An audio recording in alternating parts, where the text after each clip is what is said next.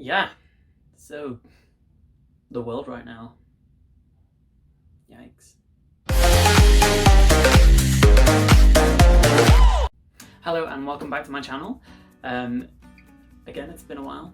I really need to focus on putting these videos out more often. Maybe I will now. So as everyone's aware, a lot of the world right now is in forced quarantine, some is in suggested quarantine, and I just wanted to make a video that would hopefully help pass the time, because I'm going to give you my top 10 recommendations for things that you should watch on Netflix. And they're not in any way ranked because a lot of the shows and films are different, so it would be kind of difficult to rank these in a specific order. So they're just totally random, just 10 things that I've watched recently or way back when that people might have forgotten about that I think, give it a try. So number one on my list is something that I actually just started watching last night. It's a brand new docu-series. I guess it's a docu-series. It's like an experimental series on Netflix called 100 Humans. It's a series about learning about human behavior at different parts of life and putting to the test certain theories such as, does time really go faster when you're having fun? And does being funny make you more attractive? Just stupid little theories that quite fun. I'm only 2 episodes in right now. I think there's 9 episodes in this series, but it's an interesting watch so far. If that sounds like your bag, I definitely recommend it. The second Netflix show I think that you should try out is You. Not like you, but like the show, You. If you've never heard of it before, why? It's a show about a psychopath, basically. You don't really need to know much more than that.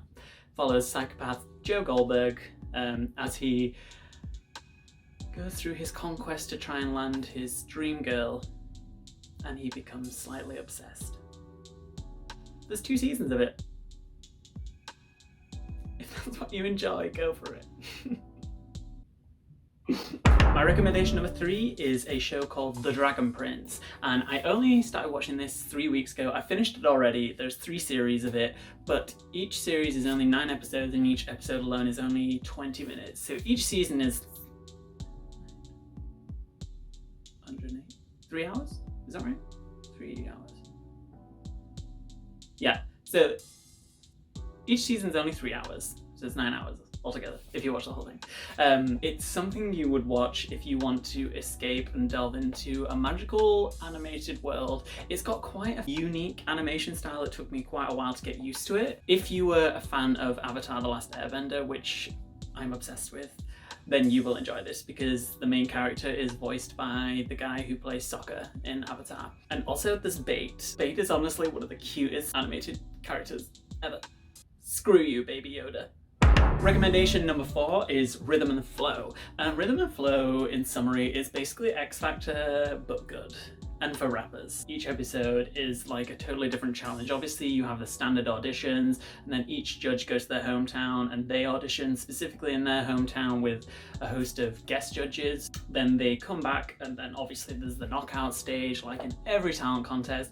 And then the further down the line you get, there are rounds where people have to create their own music video. There's a task where they have to create their own feature on a current song that already exists. There's a task where they have to perform live with a current artist. It's just like actually an exciting talent competition. It was like refreshing to see. Would definitely recommend.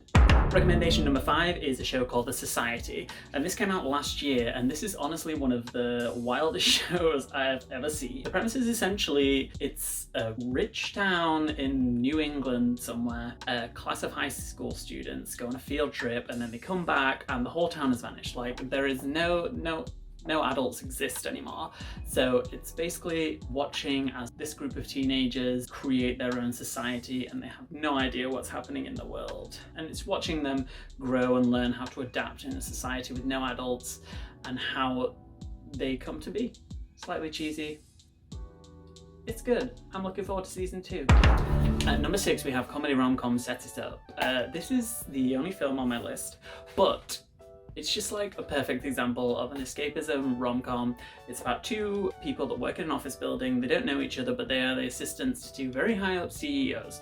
And the whole film is basically about them two getting their naggy bosses to get together, fall in love, so that they have a bit of an easier job, pretty much. And you know, it's a rom-com, so these two single people setting up other two single people. What's gonna happen?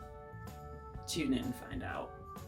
Just a cheeky wildcard one thrown in there. I haven't really watched all of this, but I've watched a couple of these episodes, and that would be perfect for this current situation that the world is in, and that is Tidying Up with Marie Kondo. It's a show about basically decluttering your home, and what a perfect time to do it when you're in quarantine. Recommendation number 7 is a show called The Umbrella Academy, based on a comic book series by the same name, which was written by Gerard Way, the lead singer of My Chemical Romance, which I didn't know, but now I do. It follows the story of 6 adopted children who all have superpowers, well, apart from one, who were adopted into billionaire Reginald Hargreaves' home, and in the present day are working together to figure out how he died, and also to stop the impending apocalypse that's happening in 8 days. Each of them has their own special, unique power, but the family throughout their lives split, so it's about them coming back together to try and stop the end of the world. Will it go well? Who knows? I'm excited for season 2 though. Recommendation number 8 is Sex Education. In Sex Education, we follow Otis, who is the socially awkward son of a professional sex therapist played by Gillian Anderson, who is hilarious in this. Otis becomes friends with school outcast Maeve, and they decide to come together to form a business of becoming a sex therapist, even though he has absolutely no idea what he's talking about. What on earth could go wrong? What I like about the show is it's got a British cast, but it's very Americanized. You don't really know where this is actually set, which I enjoy about it, and you don't really know what time period it's in either. It's quite cleverly written. I've only watched season 1 of this, but season 2 is literally next on my Netflix list, so I'm excited to get into it. At number 9 on my list, we have the heartbreaking miniseries that is When They See Us. This series follows the 5 young men who were falsely accused and then prosecuted for the rape and assault of a woman who was jogging in Central Park in 1989. This series is heartbreaking because it's true, and they've really tried to depict exactly how the case went out through the media at the time and everything. They've recreated some things shot for shot. It's beautifully acted, beautifully shot, and I would highly recommend this just so that you know about this case, because it's honestly such a devastating case for all these men. The series is accompanied by a special presented by Oprah Winfrey, which she interviews the cast, the creator, and the now exonerated 5 men that were originally charged back in 1989. And at number 10, Coronavirus! And my 10th recommendation I think you should watch is The Haunting of Hill House. If you like horrors, this series is phenomenal. It's loosely based on Shirley Jackson's 1959 novel by the same name. The story alternates between 2 time periods, following 5 adult siblings whose paranormal experiences continue to haunt them in present day. We follow their struggles in present day and the flashbacks of showing the family and everything leading up to that night that they fled the haunted house. This series is absolutely phenomenal, especially if you love horror. It's so cleverly shot. Mike Flanagan is an absolutely amazing director. He's hidden so many things in these shots. You have to be really carefully watching to see all the hidden ghosts that he's put literally in like the reflection of a doorknob. It's just phenomenal. Mike Flanagan, brilliant. Honestly, just watch anything that he directs us on Netflix. Hush, Gerald's Game. I'm super excited for the 2nd series of this, called The Haunting of Bly Manor, starring the beautiful Tahira Sharif. Make sure you watch out for that later this year. I think it's due like before Christmas. I don't know, I'm excited. So that was a list of 10 or so of my recommendations of things I think you should watch on Netflix during this downtime, or you know, whenever you have time. It's not like they're going anywhere. I'm pretty sure all those I listed were actually Netflix originals, so they should be available everywhere in the world. If any of them were not a Netflix original and they're just currently on Netflix in my region, sorry. If you also have any Netflix recommendations, please do let me know in the comments, because I'm always out for more things to watch. It's my favourite thing to do.